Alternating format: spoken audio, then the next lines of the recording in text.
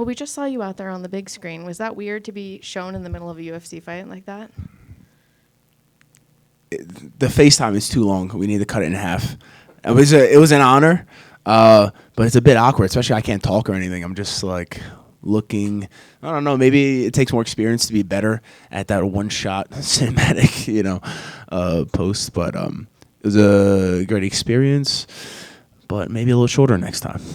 Yeah, the fighters will do like the punches, but that would feel weird for you, right? Yeah, maybe I'll toss in like a a joke or something. I gotta find something. Yeah.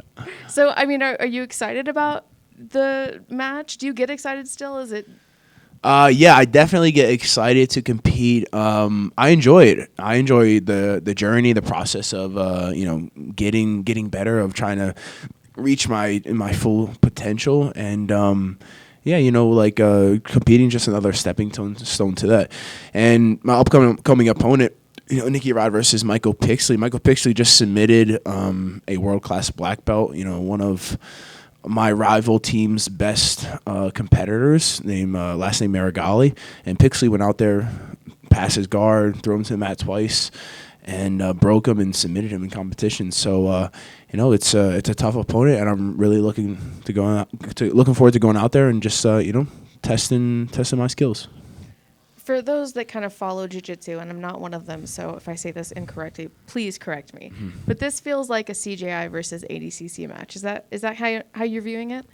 Oh, I guess that seems pretty correct. But I think UFC Fight Pass, because of their rules, because of how well the production does, I think it's like it's its own thing. So you could say it is a CGI versus ADCC kind of ordeal. But to me, it's just another UFC Fight Pass, which is going to be a great experience and tons of exposure with great people alike. I know there's a little bit of bad blood between you and Marigali, who you mentioned earlier. Is there bad blood between you and this upcoming opponent, or would you say it's a little different? Good question. I don't know. I don't really consider anybody in this sport having having bad blood with me. Just because I'm not really an emotional person. So like, if somebody was to hurt my feelings, that means I have feelings. That means I'm vulnerable. So I don't really feel. I just kind of do. That's great advice. Yeah. Can you just talk to us, those of us who saw you at CJI, what that experience was like? We talked at backstage, but now that you sort of sunk in, and how does it feel to have won that? Yeah, so CJI, the Craig Jones Invitational, the highest valued jiu-jitsu competition the world's ever seen, right? A prize of $1 million, and I was the first ever grappler to ever win $1 million in competition. So truly an honor. It's amazing that I was able to kind of stamp my name in the history books of jiu-jitsu. And honestly, it feels like any other day. I feel like nowadays $1 million is not that much money, especially after paying taxes. So I'm looking forward to just continuing to compete. This is just the beginning of my career. I'm just getting into my prime years, and I'm really looking forward to just going out there and continuing to have fun with it.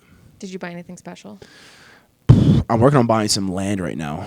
That's what I'm working on, and I have a beef jerky company that I'm in the process of growing. So this piece of land, I plan to build on it and help guide me towards a successful, out of competition money flow. And last question, I know you had said right after that you put a challenge out to Gordon Ryan. Have you heard back from him about that? He kind of gave me a blanket statement. Yeah. So after CGI, I bet $1 million. Against his $1 million, I would beat him in competition. And he kind of came back with like a long, weird post saying that, all right, I'll compete against you if Craig competes against you with me at the same day. And if my stomach doesn't hurt and if it's at my rules and my time limits, it's like, brother, let's just have a match. I mean, my call out was plain, simple, easy to understand. And then he posts this like, it was almost like a breakup text from my girlfriend, like super long, drawn out message with all these like stipulations. It's like, is it? It's kind of a yes. It's kind of a no. I don't really know. My call out was nice and clear, and his rebuttal was not so clear. It's quite foggy. Thank you. Yep. Just one more off of that. Like, why do you think Gordon, puts out these statements? Like, he's like, I'm the king. You do what I tell you, and all this kind of stuff. When I think for people that do watch jiu-jitsu, like these are massive matches that could kind of take the sport to the other level, and it just doesn't seem like it's anyone like he doesn't really. He's like the final hurdle to get this done. Yeah, well, I think he's a bit intimidated by me. You know, like we competed twice when I was a brown belt, and again, we're talking like 3.5, maybe 4 years of jiu-jitsu training. And even back then, I was able to break his foot in competition and force him to tap after the bell via rear naked choke. And now you fast forward maybe 2 or 3 years later, when I have much more experience, much more knowledge under my belt, I'm starting to submit all of my opponents. And now he seems like he's like, oh, like I already did that. I was like, yeah, I wasn't even a black belt though.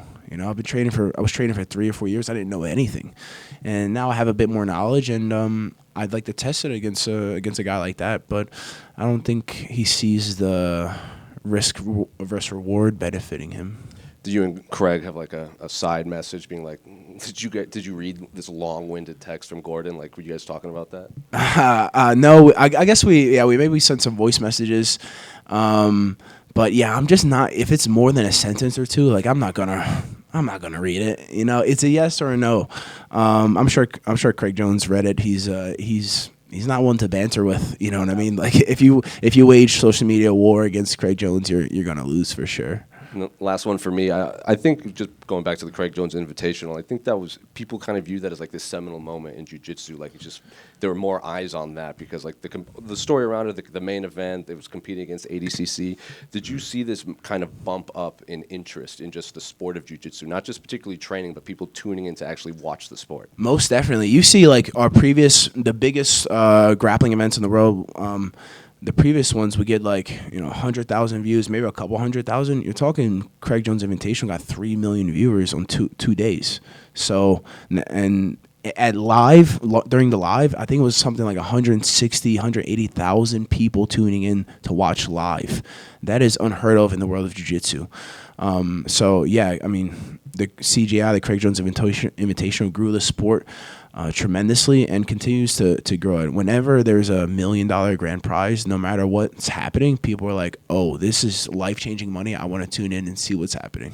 Did you know you were kind of involved in something historic when it was happening, or did you kind of realize after that, like, oh, people were really into this? Yeah, definitely after I recognized like what's going on. Just because when I'm competing, I'm kind of in my zone and I don't feel or hear anything. I just see a task at hand, an opponent that needs to be dealt with.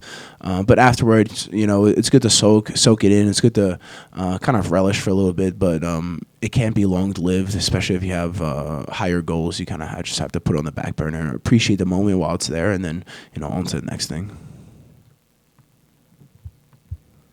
Good to go.